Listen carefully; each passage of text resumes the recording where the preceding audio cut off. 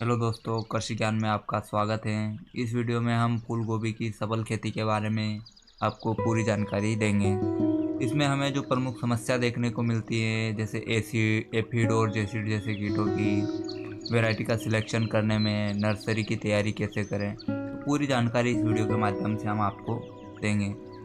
तो इसके लिए अनुकूल जलवायु और तापमान की बात करते हैं, तो इसके लिए ठंडी और आर्द्र जलवायु की आवश्यकता होती है। 15 डिग्री सेल्सियस से 20 डिग्री सेल्सियस का जो तापमान होता है इसकी खेती के लिए अनुकूल होता है। यदि इसकी शाकीय अवस्था में अनुकूल तापमान से कम होता है तो इसके फूलों का जो आकार है वो छोटा रह जाता है। मृदा की बात करें तो इसकी खेती उपयुक्त जीवाश्म युक्त अच्छी जल निकासी वाली सभी प्रकार की मृदा में इसकी खेती की जा सकती है, लेकिन दोमट और बलुई दोमट मिट्टी में इसकी खेती के लिए अनुकूल होती है, जिसका पीएच 5.5 से 7 तक का होना चाहिए। अनुकूल समय और किस्म की बात करते हैं। इसमें अलग अलग सीज़न और समय के हिसाब से हमें अलग अलग वैरायटी का चयन करना पड़ता है। तो आप यदि अक्टूबर से दिसंबर में नर्सरी लगाते हो तो वेलकम की रुस्तम 764, GS 85, सीजेंटा की लकी, यह अनुकूल वैरायटी है। यदि आप फरवरी से मार्च में नर्सरी लगाते हो तो नोबल सीड्स की हैप्पी 101 है, सीजेंटा की CFL 1522 है, यह अच्छी वैरायटी है। यदि आप मई से जून में नर्सरी लगाते हो तो वेलकम सीड्स की 103 है, एडवांटा की ADV 1400, सीजेंटा की CFL 1522, NS 133 जून, यह उपयुक्त वैरायटी है।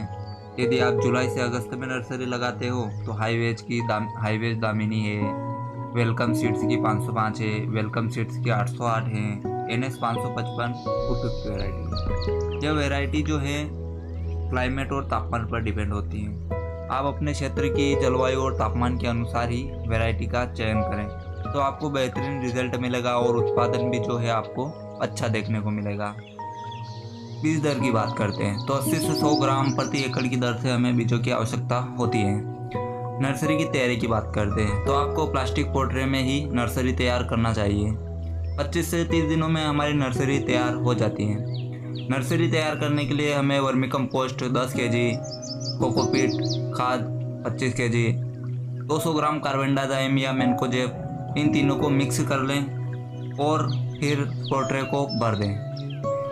प्रत्येक खांचे में होल करके एक एक बीज को डालकर उसके ऊपर जो वर्मी कंपोस्ट और कोकोपीट का जो मिश्रण है उसे डालकर सही कर लें और मल्चिंग पन्नी बिछाकर उसमें पोट्रे को रख दें और पन्नी से उसे 3 से 4 दिन तक ढक कर रखें ताकि अच्छा जर्मिनेशन हो जाए। फिर उसे 5 दिन बाद बाहर निकालकर शेड नेट या छांव में रखकर आप सिंचाई करते रहें। सिंचाई दिन में 2 बार करनी चाहिए, सुबह शाम। सिंचाई आप सुबह शाम ही करें। यदि फंगस की समस्या हो तो आप नीम ऑयल या इमिडाक्लोरोपिड में से किसी भी एक इंसेक्टिसाइड का यूज़ कर सकते हैं। वर्मी कंपोस्ट का यदि आप यूज़ करते हैं तो आपको नाइट्रोजन देने की आवश्यकता नहीं होगी, वह वर्मी कंपोस्ट से नाइट्रोजन ले लेगी।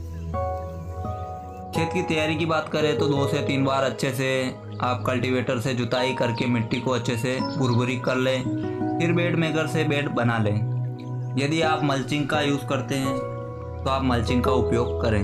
यदि नहीं भी करते हैं तो कोई प्रॉब्लम नहीं है, आप कम खर्चे में भी इसकी अच्छी खेती और अच्छा उत्पादन ले सकते हैं। बेसल डोज की बात करें तो जब हम खेत की तैयारी करते हैं तब हमें खाद और उर्वरक देने की आवश्यकता होती है, जिसे हम बेसल डोज कहते हैं। यह बेसल डोज जो है आप मिट्टी परीक्षण के अनुसार ही आप दें। यदि आपने मृदा परीक्षण नहीं करवाया है तो आप मृदा परीक्षण जरूर करवाएं। बेसल डोज में आप सड़ी हुई गोबर की खाद 2 से 3 ट्रॉली, रिजेंट दानेदार 4 kilogram, SSP single super phosphate 90 kilogram, MOP muriate of potash 3 kilogram प्रति एकड़ की दर से 30 किलोग्राम प्रति एकड़ की दर से आपको देना चाहिए। पौधों से पौधों की दूरी की बात करें तो 1.5 फीट आपको पौधों से पौधों की दूरी रखना है और एक बेड पर आपको कम से कम 2 लाइन जरूर लगाना है।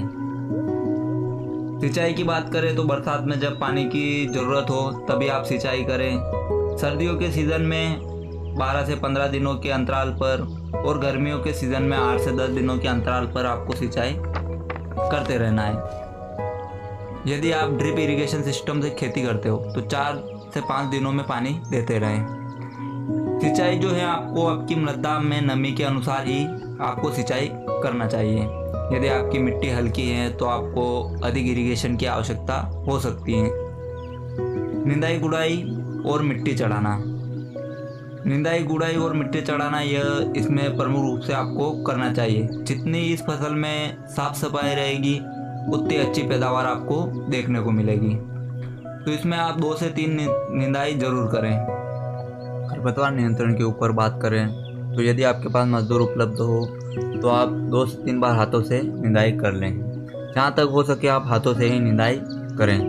यदि आपके पास मजदूर उपलब्ध नहीं हैं तो आप 1.5 लीटर स्टम्प को 450 लीटर वाटर में मिलाकर स्प्रे करें। आपको निंदाई गुड़ाई और मिट्टी चढ़ाना का कार्य जो है ज़रूर करना चाहिए। आप यदि निंदाई गुड़ाई करते हो तो इससे जड़ों के पास की मिट्टी जो है वो ढीली हो जाएगी, जिससे मिट्टी में जो एरिएशन है वो अच्छा होगा और जड़ों का विकास भी अच्छा होगा। आपको बरसात के दिनों में मिट्टी चढ़ाने का काम ज़रूर करना चाहिए, क्योंकि बरसात में पानी से जो जड़ों के पास की मिट्टी होती है वह बह जाती है। स्प्रे शेड्यूल की बात करें तो यदि आपको प्रमुख रूप से एफिड, जेसिड, थ्रिप्स जैसे कीटों की समस्या देखने को मिलती है तो आप इसके नियंत्रण के लिए इमिडाक्लोप्रिड 40% प्लस फिप्रोनिल 40% को 10 ग्राम आप 15 लीटर पानी में मिलाकर स्प्रे करें। यदि आपको प्रमुख रूप से सुंडी, पोला आर्मीवर्म, सेमिलूबिपर, तंबाकू इल्ली की समस्या देखने को मिलती है तो आप इसके नियंत्रण के लिए एपीएमसी की कोराजन 30 ml, एपीएमसी की बेनेविया 18 ml, सिजेंटा की टिविसेंट 3 ग्राम, इनमें से किसी भी एक को लेकर आप 15 लीटर पानी में मिलाकर स्प्रे करें। यदि आपके फसल में विल्टे की समस्या है तो आप बायर की एलिट 500 ग्राम प्रति 200 लीटर वाटर में मिलाकर आप मृदा में सिंचाई के वक्त आप उसे बहाएं। रूट मैगट की बात करें तो यदि आपके फसल में रूट मैगट की समस्या हो तो आप कार्बोफ्यूरॉन 3 किलोग्राम प्रति एकड़ की दर से जड़ों के पास देकर सिंचाई करें। यदि आपके फसल में पीलापन की समस्या है तो आप वानस्पतिक बढ़वार के समय कैल्शियम नाइट्रेट जरूर दें। खाद की बात करें तो दूसरी खाद जो है बुआई के 25 से 30 दिनों में आपको देना है, जिसमें 45 किलोग्राम यूरिया, सागरिका दानेदार 8 किलोग्राम, माइक्रोन्यूट्रिएंट 5 किलोग्राम, इन तीनों को मिक्स करके जड़ों के पास देकर सिंचाई कर दें। यह खाद जो है आपको प्रति एकड़ के अनुमान से देना है। दूसरी खाद जो है कैल्शियम नाइट्रेट 12 किलोग्राम, बोरोन 500 ग्राम, यह 45-60 दिनों में आपको मिक्स करके जड़ों के पास देकर सिंचाई कर देना है। लाइफ साइकिल की बात करें तो इसकी लाइफ साइकिल 3 से 4 माह की होती है, लगभग 110 से 20 दिनों की। उत्पादन की बात करें तो आप सही तरीके से खेती करते हो तो आप 100 से 125 क्विंटल प्रति एकड़ की दर से आप उत्पादन ले सकते हैं और अच्छा मुनाफा कमा सकते हैं। लागत की बात करें तो 30 से 32 हज़ार रुपये प्रति एकड़ की दर से हमें लागत आती है। यह लागत कम और ज़्यादा भी हो सकती है यदि आपके फसल में कीटों की समस्या कम होगी। मुनाफे की बात करें तो यदि आप बरसात के दिनों में खेती करते हो तो 25 से 50 रुपये किलो के बीच आपको नॉर्मली भाव मिल जाता है। इससे आप 2 से 2.5 लाख का मुनाफा आराम से कमा सकते हैं।